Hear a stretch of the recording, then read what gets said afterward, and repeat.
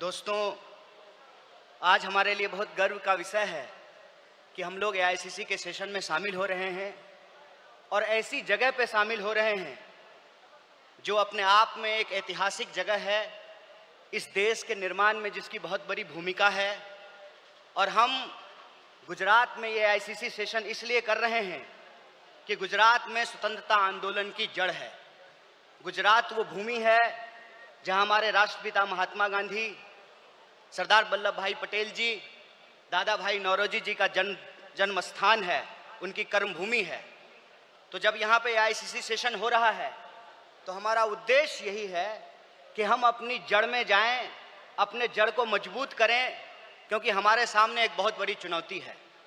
चुनौती ये है कि हम आज़ादी के आंदोलन में शामिल हुए, देश को आज़ादी मिली और आज़ाद भारत के निर्माण में कांग्रेस पार्टी ने बहुत बड़ी भूमिका निभाई।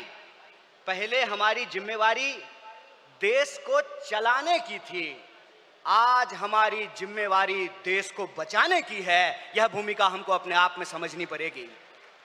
देश को चलाने की जिम्मेवारी ऐसे थी कि देश आज़ाद हुआ, देश का संविधान बना और उस संविधान के आधार पर भारतीय लोकतंत्र फलना फूलना शुरू किया। कुछ दशकों के बाद कुछ ऐसी शक्तियां आज सत्ता पर काबिज हुई है जिन्होंने आज़ादी के आंदोलन में हिस्सा नहीं लिया। इसीलिए मैं बार बार कहता हूं, देश को आज़ादी माफी मांगने से नहीं, देश को आज़ादी लाठी खाने से मिली है, जेलों में जाने से मिली है। यह जो आज़ादी मिली है, इस आज़ादी को जो लोग मानते नहीं हैं, कहते हैं ना, जिन्होंने अपना खून पसीना नहीं बनाया हो घर को बनाने में, उनको घर की बचाने की कोई जद्दोजहद नहीं होती है। घर को जब बिगड़ रहा हो तो उनको कोई तकलीफ नहीं होती है। जो संविधान को बनाए हैं वही संविधान को बचाना चाहते हैं, जो आज़ादी दिलाए हैं वही आज़ादी को बचाना चाहते हैं, जो देश को बनाए हैं उन्हीं को देश को बचाना पड़ेगा। बताइए, कांग्रेस पार्टी का एक एक कार्यकर्ता जो देश की आज़ादी पर गर्व करता है, देश के स्वतंत्रता आंदोलन पर गर्व करता है, उस आज़ादी को बचाने के लिए आप संघर्ष करेंगे कि नहीं करेंगे? अगर आप संघर्ष करेंगे तो ये लड़ाई बिल्कुल आमने सामने की लड़ाई है।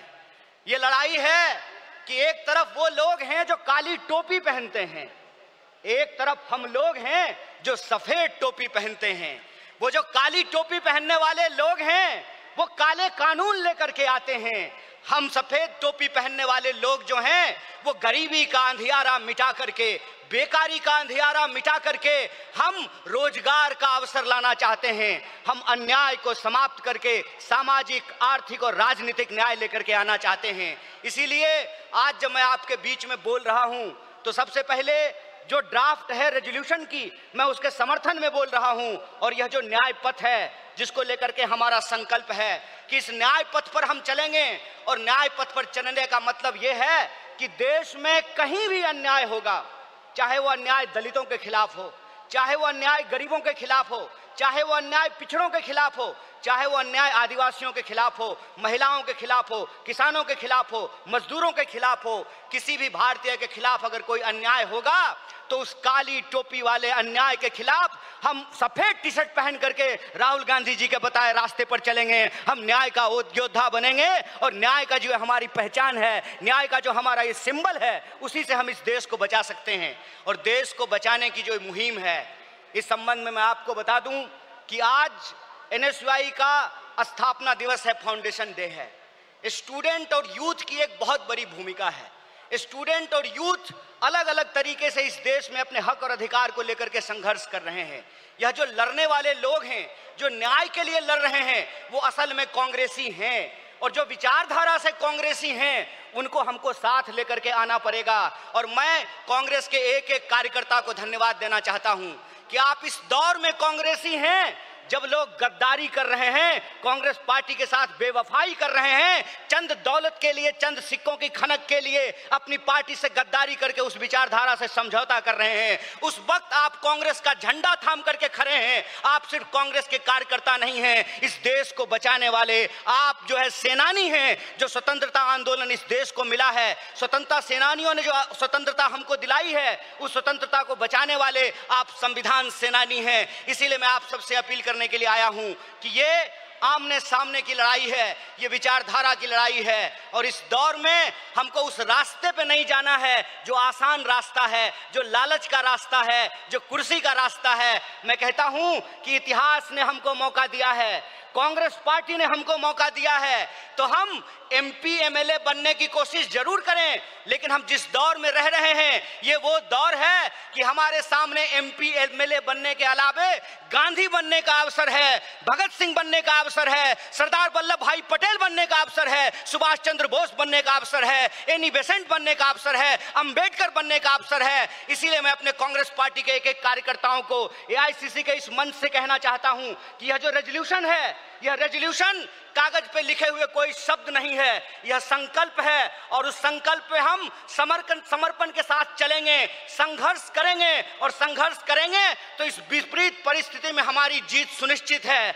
मैं देखता हूं कि कई बार कांग्रेस के कई कार्यकर्ता निराश हो जाते हैं, तो मैं उनको कहता हूं कि यह वक्त निराश होने का वक्त नहीं है, यह अपनी काबिलियत साबित करने का वक्त है, यह अपनी विचारधारा को साबित करने का वक्त है। और जावेद अख्तर ने बखूबी इस बात को लिखा है कि इस मुल्क में दो आवाजें हैं, इस मुल्क में दो आवाजें हैं। इस मुल्क में एक वो आवाज है जो दंगा कराना चाहता है, खून खराबा करना चाहता है, नफरत फैलाना चाहता है, और एक वो आवाज है जो मोहब्बत और न्याय की आवाज को बुलंद करना चाहता है। इसीलिए हम कहते हैं कि मुझे पामाल रस्तों का सफर अच्छा नहीं लगता, जिस दर जाते हैं लोग उधर जाना अच्छा नहीं लगता। आप कांग्रेस पार्टी के ईमानदार कार्यकर्ता हैं, आपके कंधे पर देश को बचाने की जिम्मेवारी है, आपके कंधे पर संविधान को बचाने की जिम्मेवारी है। और हमको पूरा भरोसा है कि आईसीसी सेशन के माध्यम से पूरे देश में यह संदेशा जाएगा और कांग्रेस पार्टी का एक एक कार्यकर्ता मजबूत होकर के अपनी काबिलियत को साबित करेगा। वह पथ क्या, पथिक कुशलता क्या, जिस पथ में बिखरे सूल ना हो, नाविक की धैर्य परीक्षा क्या, जब धाराएं प्रतिकूल ना हो। इस प्रतिकूल समय में कांग्रेस पूरे दमखम के साथ उस काली विचारधारा के खिलाफ, उस काली टोपी के खिलाफ टी शर्ट पहन करके लड़ेगा। और यह टी शर्ट का जो सिंबल है वो न्याय का सिंबल है। उस अन्याय के खिलाफ हमको इस न्याय की आवाज को बुलंद करना है। मुझे पूरा भरोसा है कि आईसीसी सेशन से निकल करके हम अपने जिलों में जाएंगे, अपने बूथों पर जाएंगे, और समाज में, देश में जहां कहीं भी अन्याय होगा, हम कांग्रेस पार्टी बन करके, कांग्रेस का कार्यकर्ता बन करके, गांधी का सिपाही बन करके गोडसेवादी विचारधारा को परास्त करने का काम करेंगे। बहुत बहुत शुक्रिया, बहुत बहुत धन्यवाद। इनकलाब जिंदाबाद, जय हिंद, जय कांग्रेस। एक बार जोर से आवाज बुलंद कीजिए। यह आवाज साबरमती आश्रम से दिल्ली के तख्त तक पहुंचनी चाहिए। जय हिंद, जय हिंद, जय कांग्रेस।